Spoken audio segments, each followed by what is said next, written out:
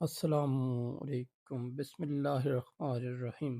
السلام علیکم دوستو، آج ہم ایک انتہائی اہم اور تاریخی واقعے پر بات کرنے جا رہے ہیں جس نے برصغیر کی تاریخ کو ہمیشہ کے لیے بدل دیا۔ جی ہاں، ہم بات کر رہے ہیں حضرت محمد بن قاسم اور سندھ کی فتح کی۔ یہ واقعہ نہ صرف عسکری فتح کا ہے بلکہ اسلام کی تعلیمات اور روشنی ہدایت کو لوگوں تک پہنچانے کا بھی بہترین موقع تھا۔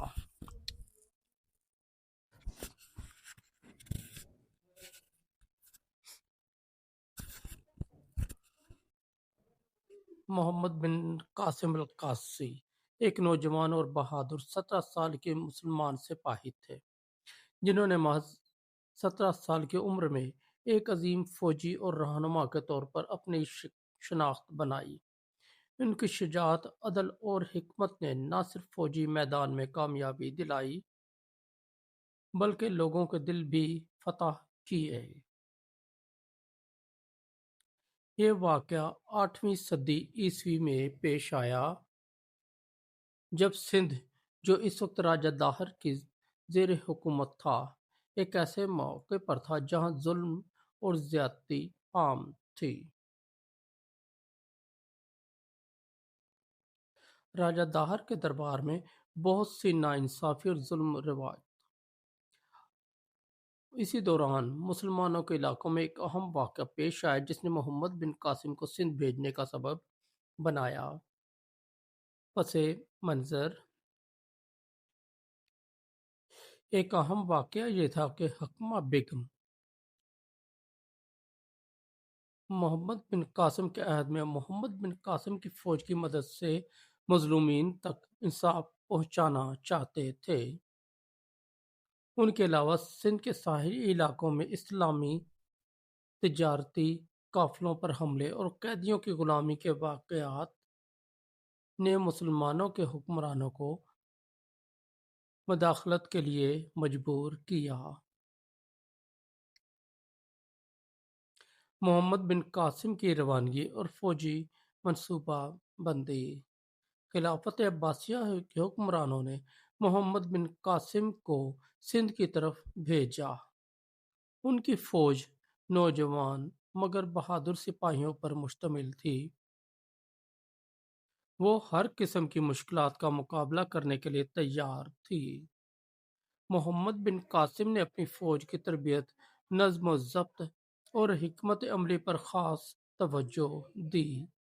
وہ جانتے تھے کہ فتح محض طاقت سے نہیں بلکہ حکمت اور عدل سے حاصل کی جائے گی۔ سندھ کی فتح۔